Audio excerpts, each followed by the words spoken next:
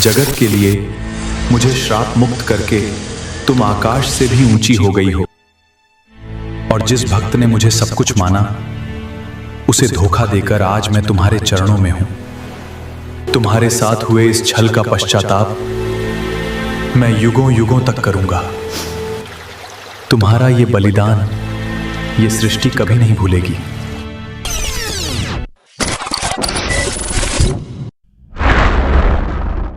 कल्पना कीजिए एक ऐसे पौधे की जिसके बिना स्वयं भगवान विष्णु का भोग भी अधूरा माना जाता है। जिस पवित्र पौधे का जन्म स्वयं भगवान विष्णु के आंसुओं से हुआ था, जिसे हम रोज अपने घरों के आंगन में जल चढ़ाते हैं, जिसके आगे सिर झुकाते हैं। क्या यह सिर्फ एक साधारण सा पौधा है? क्या यह सिर्फ एक वनस्पति है? नहीं, यह एक ऐसी महान और हृदय विदारक गाथा है जिसके बारे में सोचकर आज भी देवताओं की आंखें नम हो जाती हैं। यह कहानी है ब्रह्मांड के सबसे बड़े छल की, परम भक्ति की और एक ऐसे श्राप की जिसने सृष्टि के पालनहार भगवान विष्णु को पत्थर का बना दिया था। आज की इस यात्रा में हम इतिहास और पुराणों के उन पन्नों को पलटेंगे जहां एक भक्त ने भगवान को घुटनों पर ला दिया था। ये कहानी सिर्फ एक युद्ध की नहीं है, ये कहानी है धर्म, कर्म और उस परम सत्य की कि जब भगवान भी मर्यादा लांघते हैं तो उन्हें भी अपने कर्मों का फल भुगतना पड़ता है।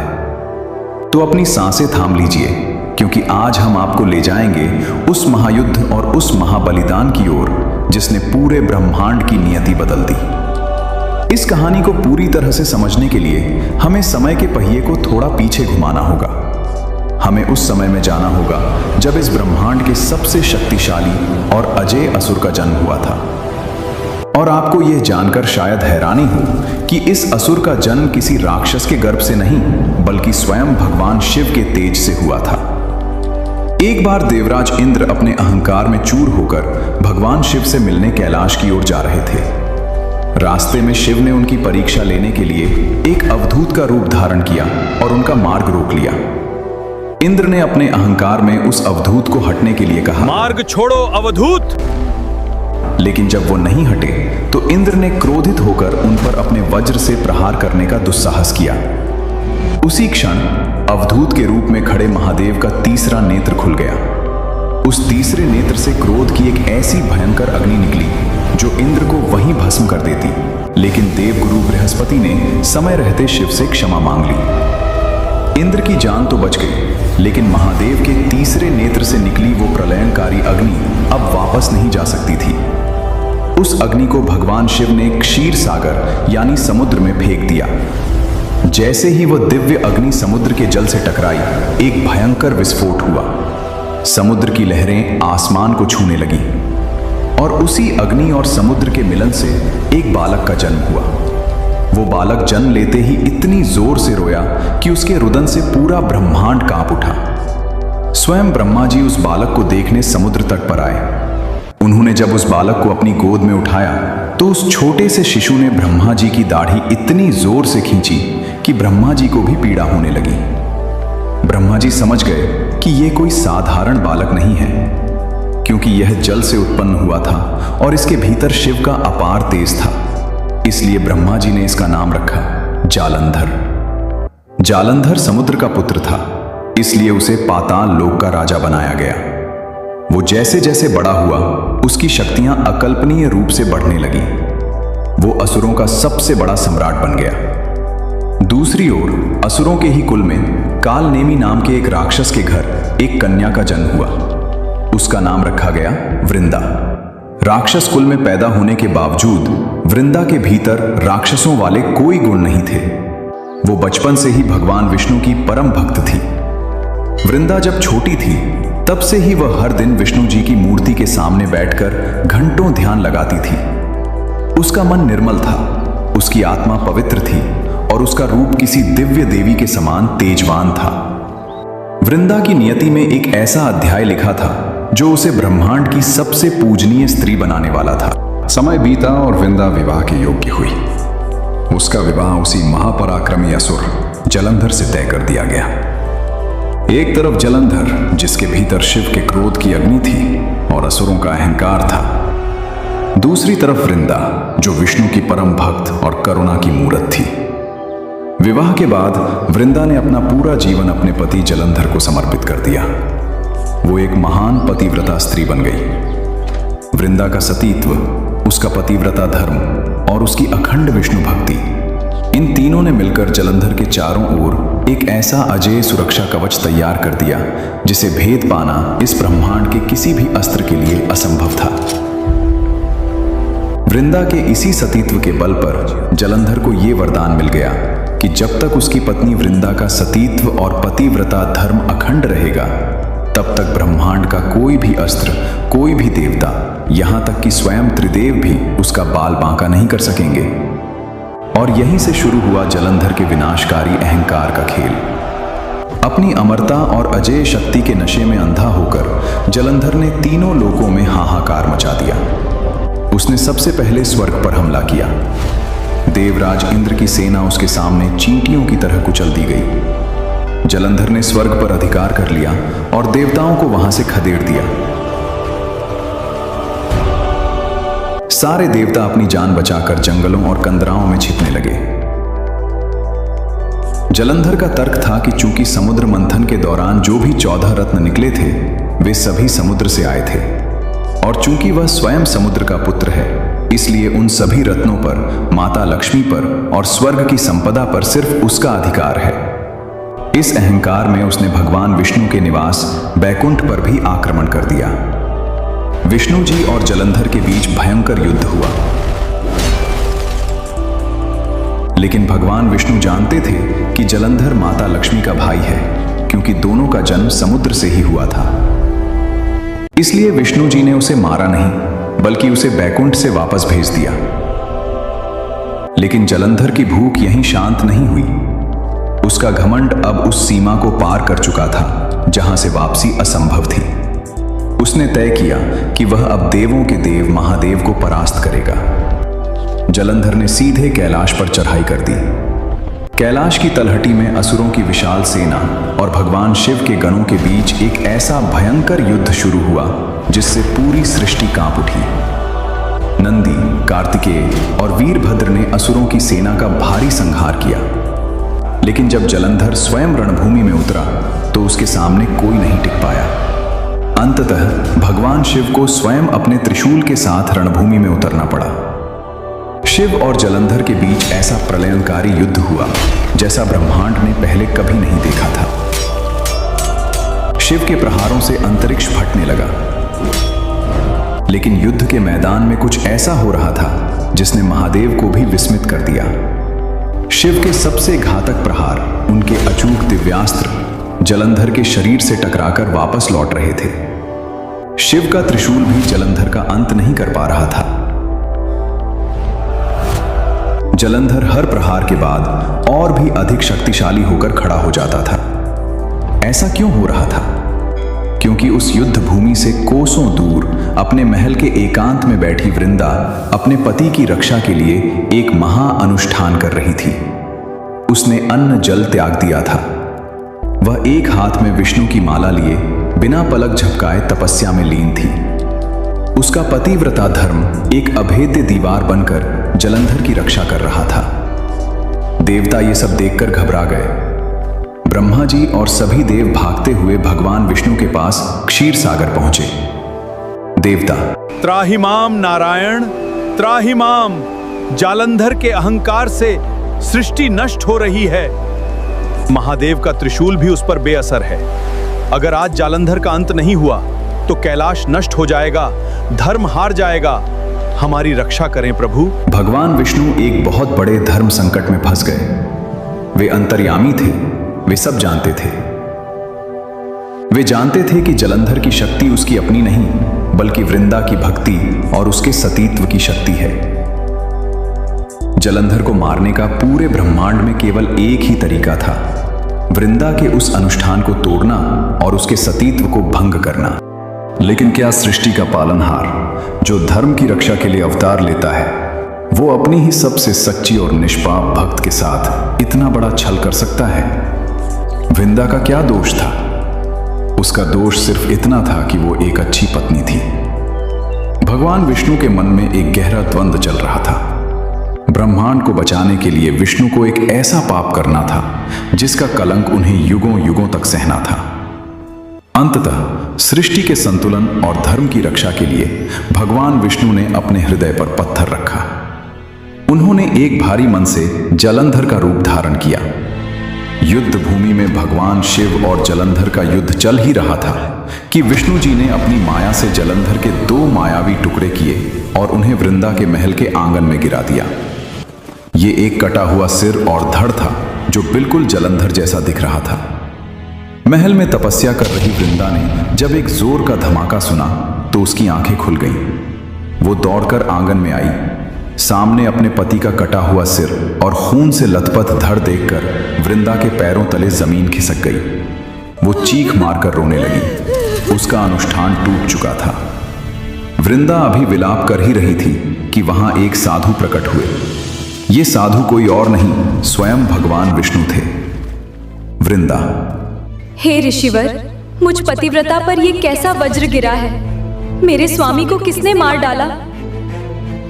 मैं आपके चरण पकड़ती हूँ, अपनी शक्तियों से मेरे स्वामी को जीवित कर दीजिए, अन्यथा मैं भी इसी क्षण अपने प्राण त्याग दूंगी।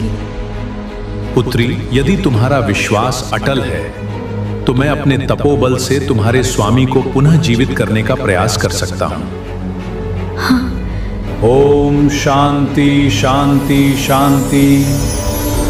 ओम नमः शिवाय शिवाय। वृंदा ने जैसे ही अपने पति को जीवित और सुरक्षित खड़ा देखा, उसकी खुशी का कोई ठिकाना नहीं रहा। उसे लगा कि उसकी तपस्या और भगवान विष्णु पर उसका विश्वास जीत गया है। उसने आगे बढ़कर जलंधर के भेष में खड़े भगवान विष्णु का आलिंगन कर लिया। वृंदा, स्वामी, आप जीवित लौट आए। मुझे ज्ञात था कि मेरा सतीत्व, मेरा धर्म और मेरे नारायण की कृपा आपके प्राणों पर कोई आंच नहीं आने देगी। भगवान विष्णु जलंधर के भेष में भारी स्वर में, तुम्हारे सतीत्व और निष्ठा के होते हुए इन तीनों लोकों में मुझे कौन परास्त कर सकता है प्रिय? और उसी क्षण वह महाअनर्थ हो गया। वृंदा ने एक पर पुरुष को अपना पति मानकर उसका स्पर्श कर लिया था। उसका संकल्प टूट गया। उसका पतिव्रता धर्म, जो अब तक ब्रह्मांड का सबसे बड़ा सुरक्षा कवच बना हुआ था, वो पलक झपकते ही खंडित हो गया। और जैसे ही वृंदा का सतीत्व भंग हुआ, वहां रणभूमि में जलंधर के शरीर से वो दिव्य सुरक्षा कवच अचानक गायब हो गया। जलंधर की सारी शक्तियां एक झटके में क्षीण हो गईं। भगवान शिव, जो अब तक इस क्षण की प्रतीक्षा कर रहे थे, उन्होंने अवसर देखा। महादेव ने अपना त्रिशूल उठाया और पूरी शक्ति से जलंधर पर प्रहार किया। त्रिशूल ने जलंधर की छाती को चीर दिया और भगवान शिव ने अपने चक्र से जलंधर का मस्तक धड़ से अलग कर दिया। ब्रह्मांड का सबसे शक्तिशाली असुर आखिरकार मारा गया। देवताओं ने आसमान से पुष्प वर्षा की और शिव की जय जयकार करने लगे। लेकिन वहां वृंदा के महल में एक अलग ही प्रलय आने वाला था। जलंधर का कटा हुआ असली सिर शिव के प्रहार की गति से उड़ता हुआ सीधे वृंदा के महल के आंगन में आकर गिरा। वृंदा ने जब उस कटे हुए सिर को देखा तो उसका पूरा शरीर सुन्न पड़ गया। उसकी सांसें रुक गईं। उसने अपने कदमों में पड़े अपने पति के असली कटे हुए सिर को देखा और फिर धीरे से अपनी नजरें उठाकर अपने सामने खड़े उस व्यक्ति को देखा जो अभी भी उसके पति के भेष में था। वृंदा, अगर मेरे स्वामी वहां मृत पड़े हैं तो मेरे सामने ये कौन है? कौन हो तुम? किसने किया है एक असहाय स्त्री के साथ ये महाछल? अपने असली रूप में आओ, छलिए। उसकी चीख से पूरे महल की दीवारें कांप उठी। भगवान विष्णु का मायावी रूप टूट गया। शंख, चक्र, गदा और पद्म धारण किए सृष्टि के पालनहार चतुर्भुज नारायण अपनी असली वेशभूषा में वहां प्रकट हुए। लेकिन आज उनके चेहरे पर वह चिर परिचित मुस्कान नहीं थी। आज नारायण अपनी ही भक्त के सामने एक अपराधी की तरह सिर झुकाए खड़े थे। उनकी आंखें भी नम थीं। वृंदा का दुख एक भयंकर क्रोध में बदल गया। जिस भगवान की उसने बचपन से लेकर आज तक इतनी निस्वार्थ पूजा की थी, जिस पर उसने अपने प्राणों से भी ज्यादा विश्वास किया था, उसी भगवान ने उसका सब कुछ छीन लिया था। वृंदा की आंखों से आंसुओं की धारा बह रही थी और उसका पूरा शरीर क्रोध की ज्वाला से कांप रहा था। हे नारायण, ये क्या किया आपने? जिस भक्त ने आपको अपना सर्वस्व माना, उसी के साथ आपने इतना बड़ा पाखंड किया। मैंने जन्म से लेकर आज तक आपके सिवा किसी और की आराधना नहीं की, और आपने मेरे पतिव्रता धर्म को नष्ट कर दिया। भगवान विष्णु मौन रहे। वे जानते थे कि वृंदा का क्रोध पूर्णतः न्यायोचित है। वृंदा ने आगे कहा, आपने मेरे साथ पाषाण की तरह व्यवहार किया है, एक पत्थर की तरह। आपके हृदय में कोई दया नहीं, कोई करुणा नहीं, कोई भावना नहीं है। आपका हृदय एक पत्थर के समान है। इसलिए मैं अपने पातिव्रत्य की पूरी शक्ति से आपको ये श्राप देती हूँ कि इसी क्षण आपका यह दिव्य रूप नष्ट हो जाए और आप पाषाण के हो जाएं। आपका ये छल युगों युगों तक इस पाषाण रूप में याद रखा जाएगा। वृंदा के उन आंसुओं और उसके सतीत्व की शक्ति इतनी प्रचंड थी कि सृष्टि के पालनहार, ब्रह्मांड के स्वामी भगवान विष्णु उसी क्षण अपनी जगह पर जमे रहने लगे। उनका दिव्य नीला शरीर कठोर होने लगा और देखते ही देखते भगवान विष्णु एक काले निर्जीव पत्थर में बदल गए। भगवान विष्णु को पत्थर का होते देख पूरे ब्रह्मांड में हाहाकार मच गया। त्राहिमाम की आवाजें गूंजने लगी। प्रकृति का संतुलन बिगड़ने लगा। बिना पालनहार के ये सृष्टि नष्ट होने की कगार पर आ गई। सारे देवता, ब्रह्मा जी और स्वयं माता लक्ष्मी भागते हुए वृंदा के महल में पहुंचे। माता लक्ष्मी का हृदय विदीर्ण हो रहा था। वे रोती हुई वृंदा के चरणों में गिर पड़ी। हे वृंदा, मैं तुम्हारा दुख समझती हूँ। तुम्हारे साथ जो अन्याय हुआ है उसकी कोई क्षमा नहीं है, लेकिन कृपा करके अपने श्राप को वापस ले लो। यदि मेरे स्वामी पाषाण ही रहे तो ये सृष्टि समाप्त हो जाएगी। मैं तुमसे अपने पति के प्राणों की भीख मांगती हूँ। एक स्त्री होने के नाते मेरे सिंदूर की रक्षा करो। वृंदा का हृदय भले ही टूट चुका था, लेकिन वह अंततः एक करुणामयी स्त्री थी। माता लक्ष्मी को अपने चरणों में रोता देख उसका हृदय पिघल गया। एक स्त्री के दुख को दूसरी स्त्री से बेहतर कौन समझ सकता है। वृंदा ने अपने दोनों हाथ जोड़े और अपने सतीत्व की शक्ति से अपना वो भयंकर श्राप वापस ले लिया।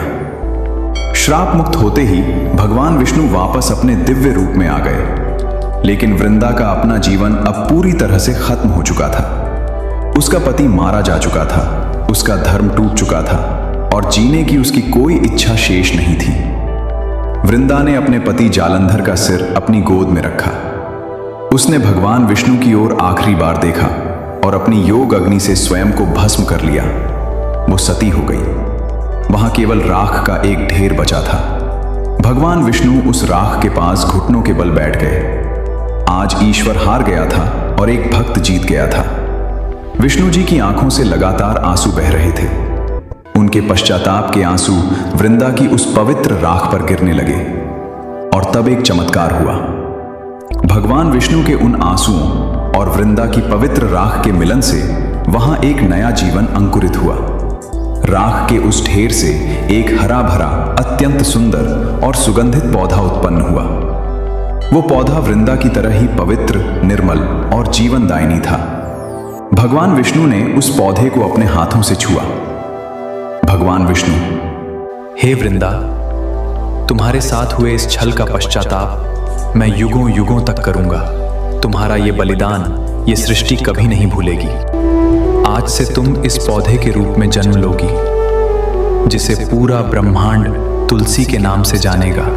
विष्णु जी ने आगे कहा, मेरा एक रूप हमेशा तुम्हारे दिए हुए उस श्राप के कारण इस शालिग्राम पत्थर के रूप में इसी पृथ्वी पर रहेगा और तुम तुलसी के रूप में सदैव मेरे शीश पर विराजमान रहोगी।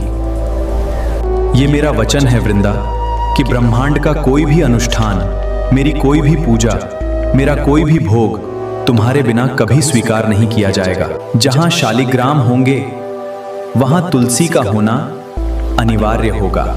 और इसी महान पश्चाताप, प्रेम और वचन को अमर करने के लिए हर साल कार्तिक मास की देव उठनी एकादशी के दिन एक महा उत्सव मनाया जाता है, जिसे हम तुलसी विवाह कहते हैं। इस दिन भगवान विष्णु के शालिग्राम रूप का विवाह पूरे विधि विधान और धूमधाम से माता तुलसी के साथ कराया जाता है। ये सिर्फ एक त्योहार या परंपरा नहीं है, ये ब्रह्मांड का वो दिन है जब भगवान ने पूरे जगत के सामने अपनी गलती मानी थी। ये वो दिन है जो हमें बताता है कि भगवान के लिए भी कर्म का नियम समान है। जो कर्म करेगा उसे उसका फल भोगना ही पड़ेगा, फिर चाहे वो स्वयं नारायण ही क्यों न हो। ये गाथा हमें सिखाती है कि सच्ची भक्ति, निष्ठा और सतीत्व में इतनी ताकत होती है कि वो ईश्वर को भी धरती पर घुटने टेकने पर मजबूर कर सकती है, उन्हें पत्थर बना सकती है। आज भी जब हम अपने घरों में तुलसी के पौधे के सामने दीपक जलाते हैं तो हम सिर्फ एक पौधे की पूजा नहीं कर रहे होते, बल्कि हम वृंदा के उस महाबलिदान, उसके अजेय सतीत्व और उसकी उस अमर भक्ति को नमन कर रहे होते हैं। दोस्तों, हमारे पुराणों की ये कहानियां सिर्फ अतीत के पन्ने नहीं हैं। ये जीवन के सबसे गहरे दर्शन, सत्य और न्याय की वो नींव हैं जिन पर यह ब्रह्मांड टिका है। अगले वीडियो में हम आपको ले जाएंगे समय के उस पार, जब यह ब्रह्मांड केवल एक अनंत अंधकार था। ना सूर्य था, ना पृथ्वी, ना ही कोई आकाश। फिर उस शून्य के बीच कैसे गूंजा ओम का पहला नाद, कैसे भगवान विष्णु की नाभि से एक दिव्य कमल प्रकट हुआ और उस कमल से कैसे हुआ स्वयं सृष्टि के रचयिता ब्रह्मा जी का जन्म। ब्रह्मा जी की उत्पत्ति का वो सबसे बड़ा रहस्य और उनके 5वें सिर के कटने की वो अकल्पनीय गाथा क्या है जिसे बहुत कम लोग जानते हैं। अगर वृंदा की इस हृदय विदारक गाथा, जालंधर के अहंकार और भगवान विष्णु के इस धर्म संकट ने आपके दिल को छुआ हो तो इस वीडियो को लाइक जरूर करें। कमेंट सेक्शन में पूरी श्रद्धा से लिखें जय माता तुलसी या जय श्री हरि, ताकि वृंदा का यह बलिदान हमेशा अमर रहे। हमारे चैनल को सब्सक्राइब करें और घंटी का बटन जरूर दबाएं ताकि हमारे पुराणों की कोई भी अनकही और रहस्यमयी कहानी आपसे छूट न जाए। मिलते हैं अगली रहस्यमयी यात्रा में, तब तक के लिए नमस्कार।